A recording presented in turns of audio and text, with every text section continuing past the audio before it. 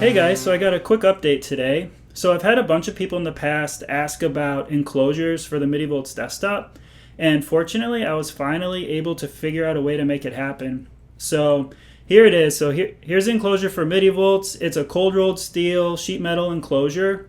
It's got really nice weight to it. It feels really good and solid, robust, and ultimately I'm really happy with how it turned out, especially the graphics. I feel like it looks really good. So that's MidiVolts, and then here's Poly Sequencer. And once again, it's the same kind of style enclosure. It's like a drop-in for the PCB, but it feels really good, and I feel like it looks really sharp. So I'm super happy with how it turned out. So in general, my plan is to continue selling both MidiVolts and Poly with the standard 2-plate design, which is this, and that'll stay at the same price. However, if you want, you'll be able to upgrade your unit to a sheet metal enclosure if you're interested in getting something a little bit more robust. Also, if you already own a MidiVolt or a Poly Sequencer, you'll also be able to purchase your enclosure separately if you'd like to upgrade the unit yourself. So that's pretty much it. Like I said, I'm really happy with it. I'm going to start with a small run at first and just kind of gauge demand, but definitely let me know what you guys think if this is something you're interested in. And as always, really appreciate you guys watching. Thanks. Okay, so the next thing I want to do is show you guys how to install the sheet metal enclosure on your MidiVolts if you've decided to purchase this separately. So keep in mind this is compatible across all versions of the MidiVolts as well, so there's no issues there. And in order to do the swap, all you need is a Phillips screwdriver. So first thing that I typically do is remove this hex screw. Out of factory, I typically don't tighten this that tight, so you may be able to untighten it by hand.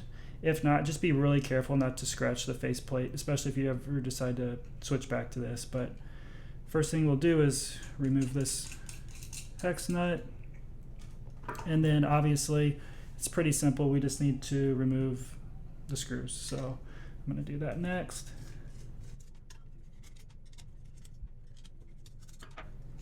Okay, so that's the top plate, and then next we'll do the bottom plate.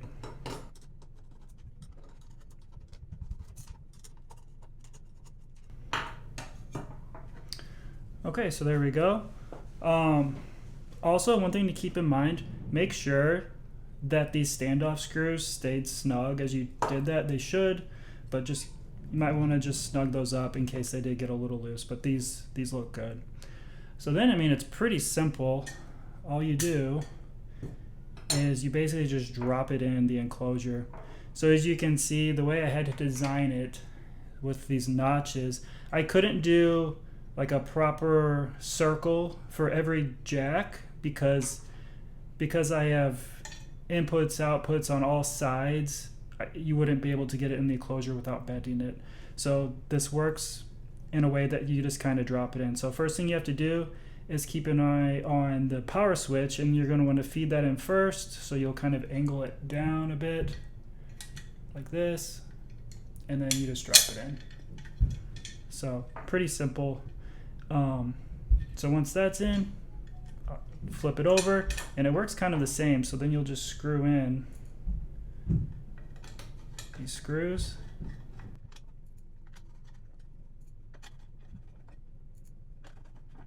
Okay, so that's the bottom, and then next we'll do the top.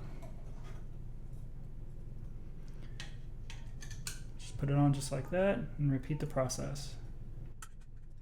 And I wouldn't do it too tight, but just snug enough to keep the enclosure together there. And last, we'll do this hex nut. And remember too, you could probably get away with just hand tightening these. Just if you do use a wrench, just be careful not to scratch it. So, and that's it. Pretty simple. Okay, and so for the poly sequencer, it's pretty much the exact same process. Now keep in mind, the sheet metal enclosure for the poly is only compatible for version 3. So unfortunately, version 2 has a different user interface, so it's not going to work for those. So once again, what we're going to do is first take off the front panel here. So we'll take off these hex nuts.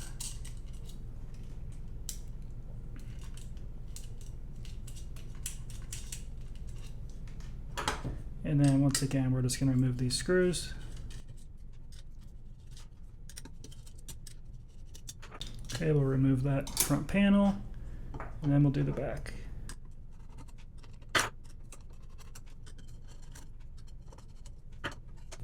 Okay, and once again, just confirm that these standoffs are still snug.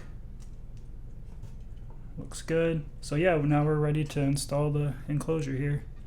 So for the poly, it's a little bit trickier to get the bottom piece of the enclosure on. So what you have to do is you first, once again, hopefully you can see this, we'll let it focus. You need to feed the power switch through, but it's not as easy as with MidiVolts. You could just kind of set it in there. With this one, you kind of have to put it in slightly and then turn it in.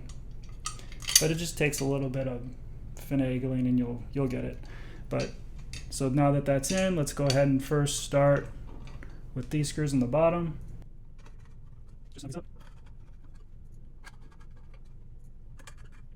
Okay, that looks good. And then we'll put the panel on.